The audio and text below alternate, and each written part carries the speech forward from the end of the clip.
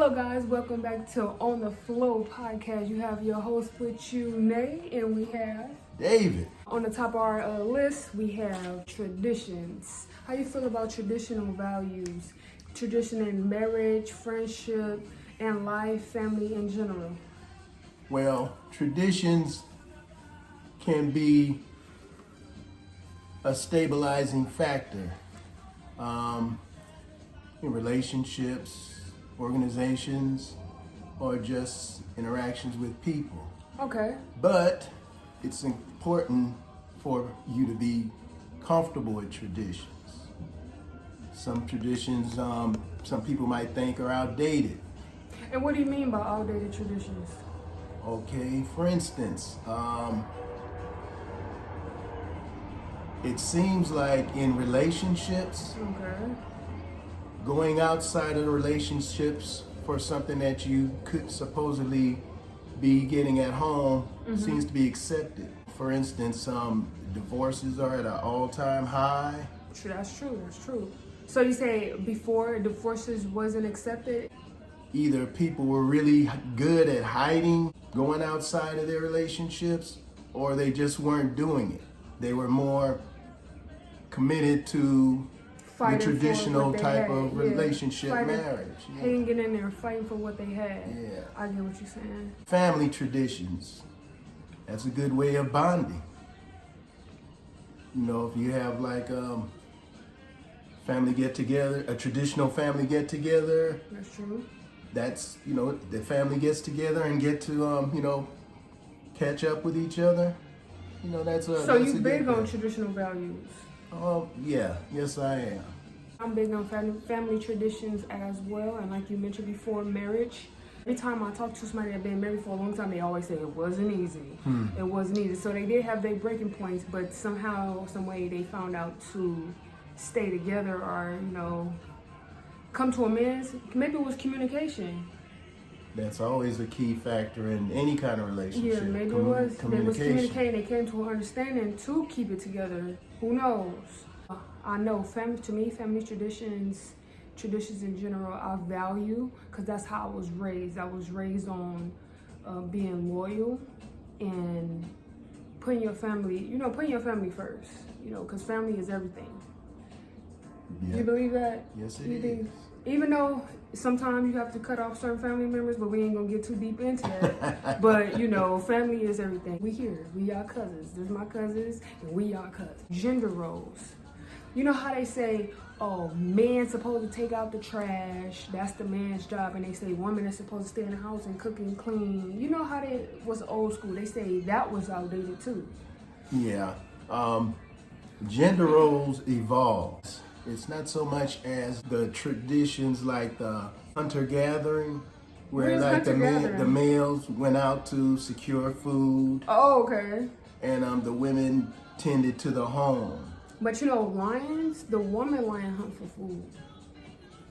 Well, we're talking about human beings. Okay. That's what I thought we were talking about. We are talking about human beings, And but I'm just saying. Because I'm not going to be getting close Okay. enough to any lions to observe their traditional roles. That's true.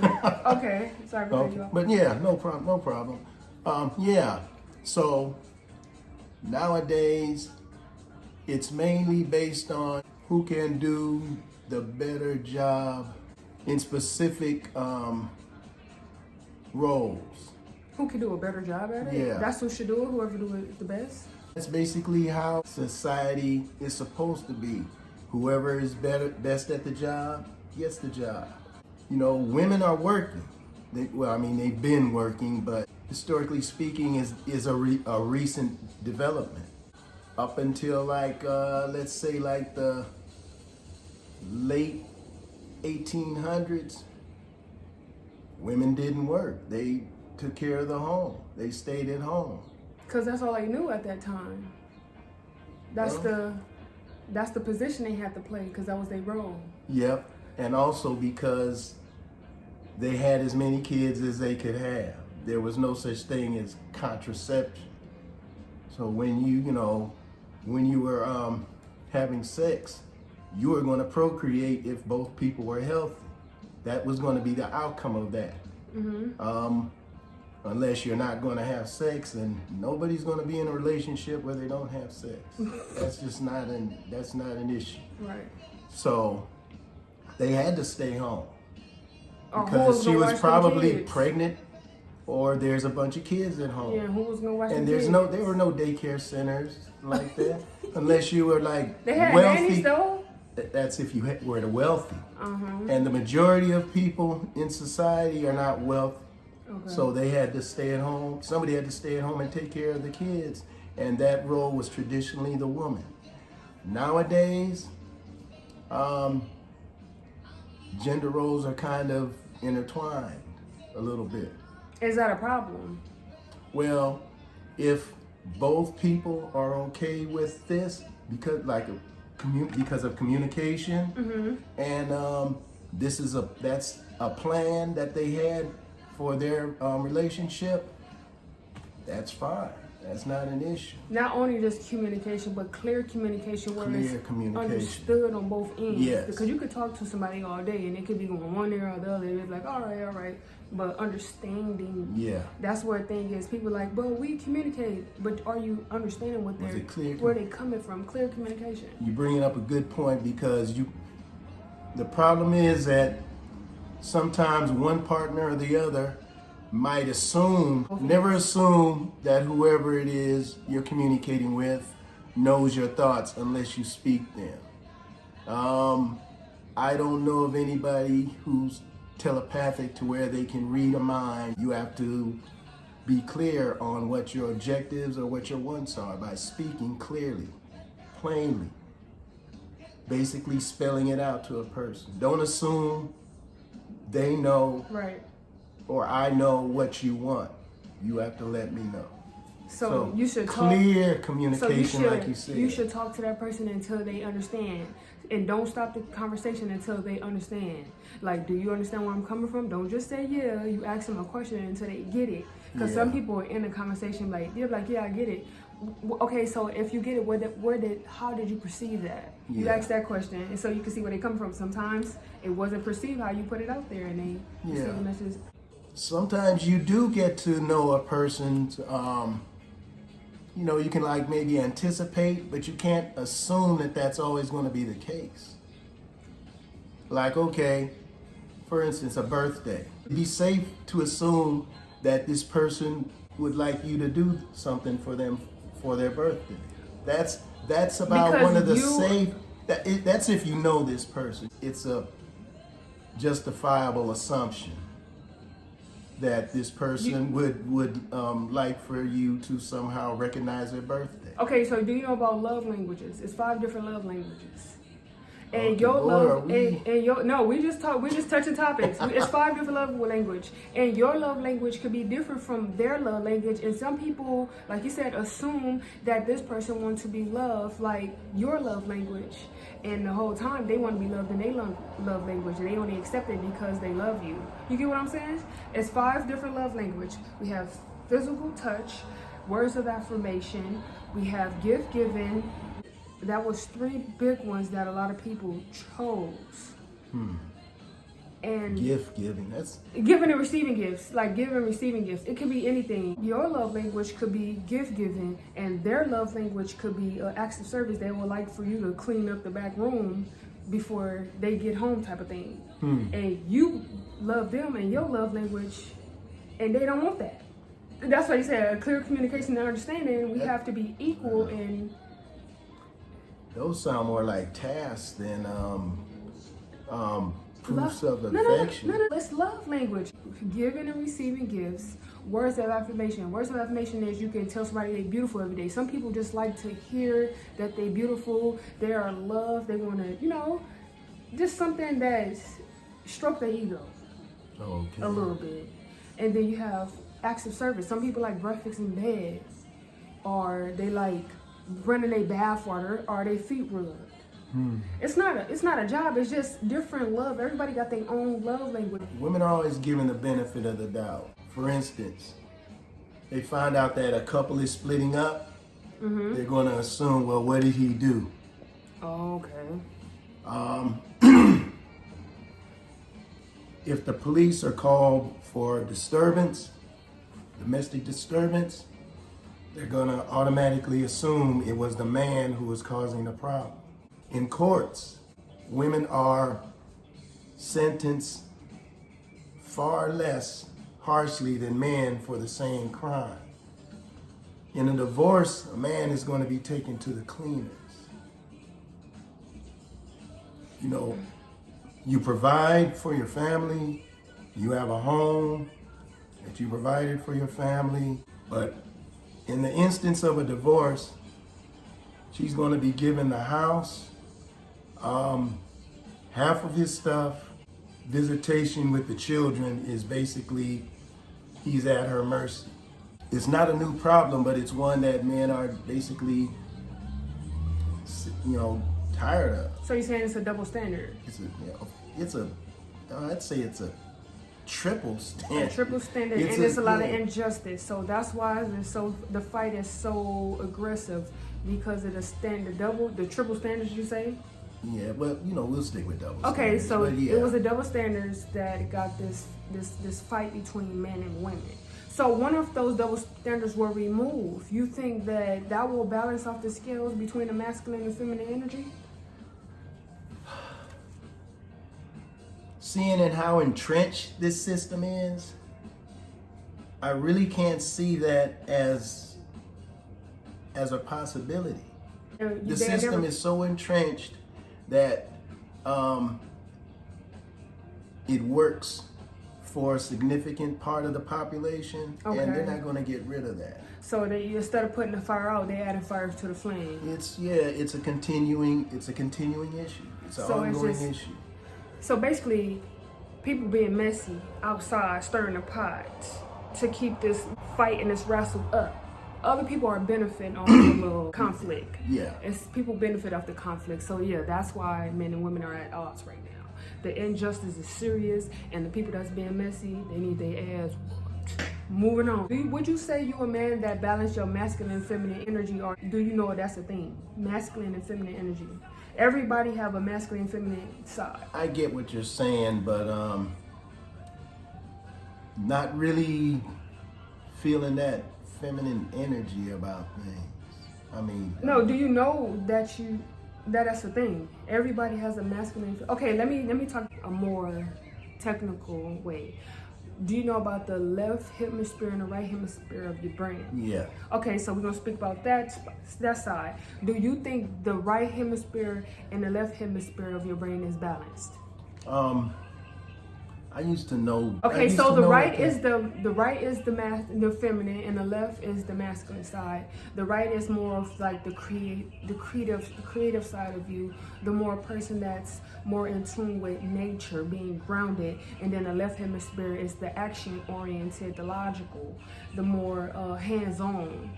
You think you balance in both areas? I wouldn't describe the left side of the brain as being feminine just because the left side is the masculine side and the right side is the feminine side. The left hemisphere and the right hemisphere, they both serve a purpose, and when in balance, then you activate a different power. That's what I'm saying.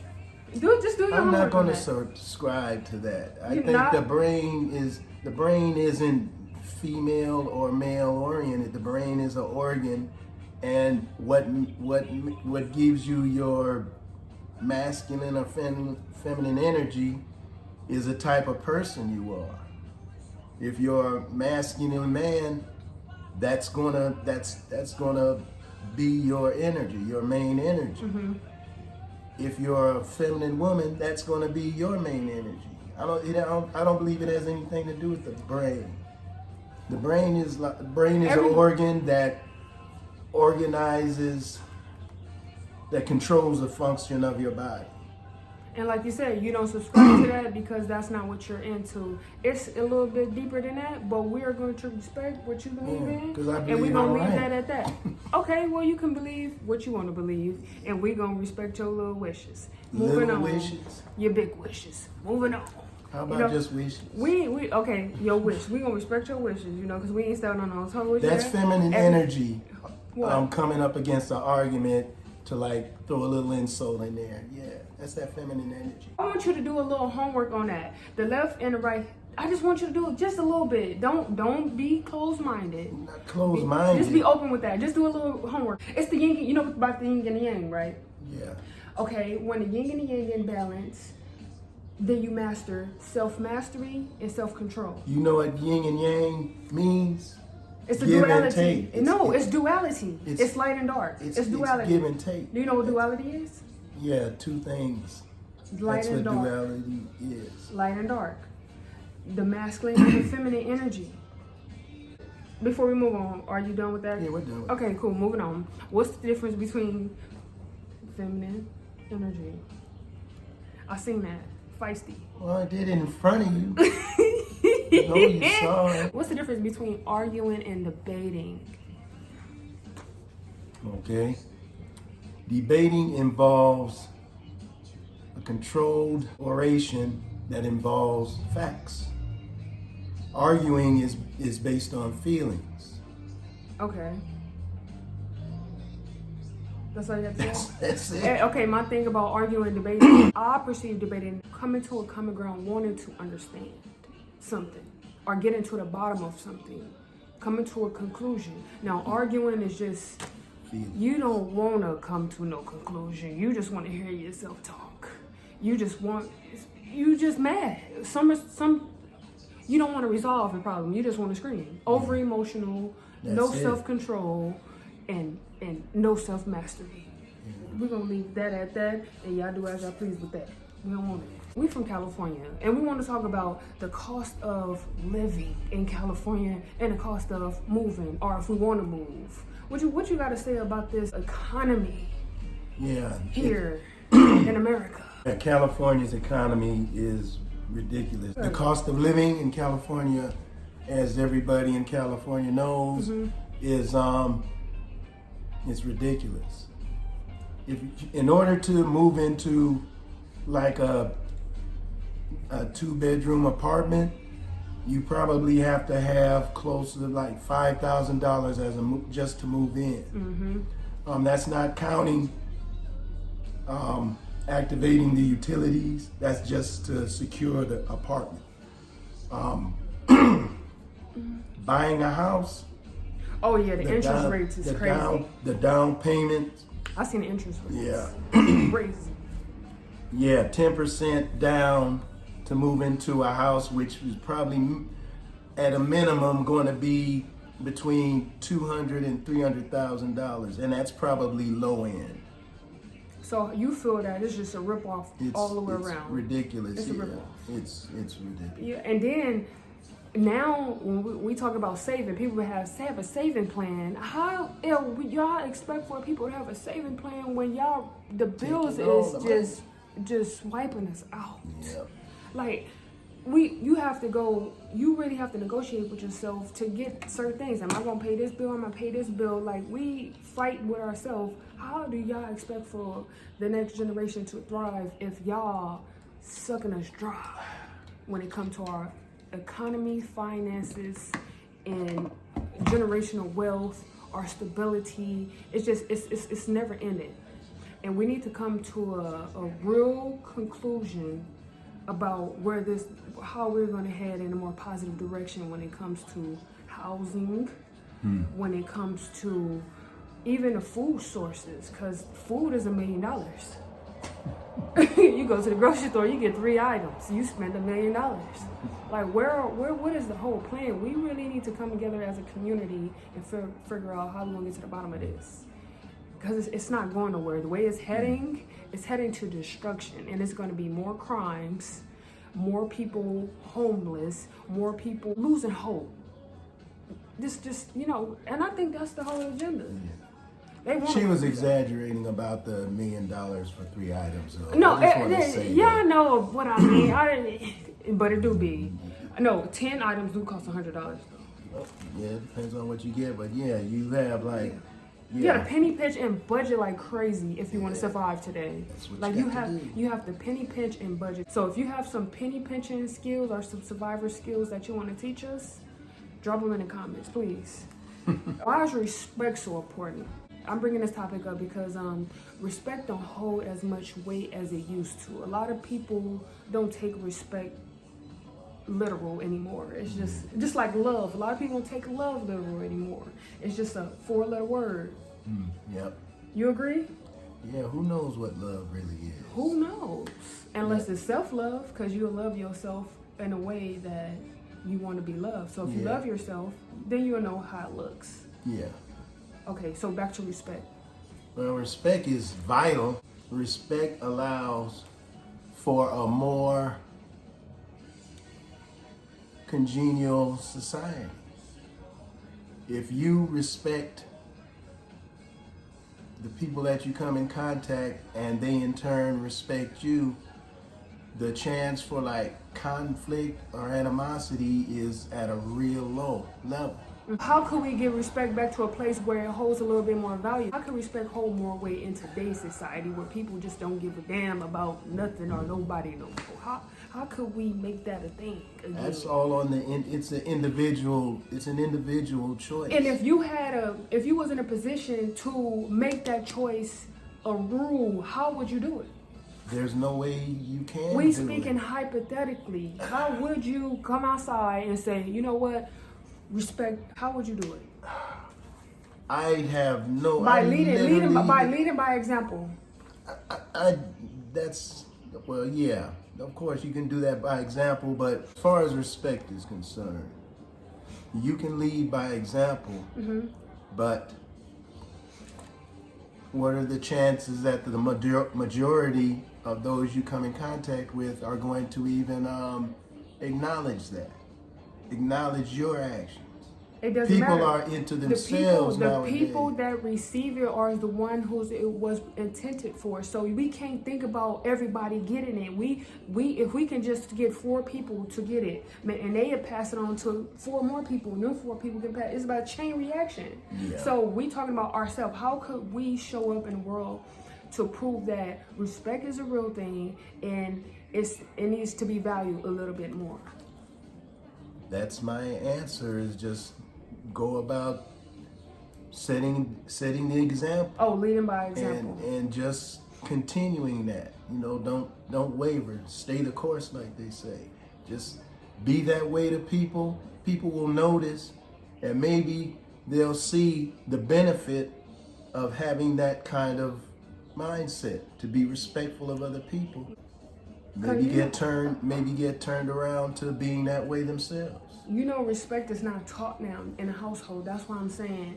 And a lot of people have to go outside of the household to even know that it's a thing. A lot of people, like growing up in our generation, we was taught respect is key.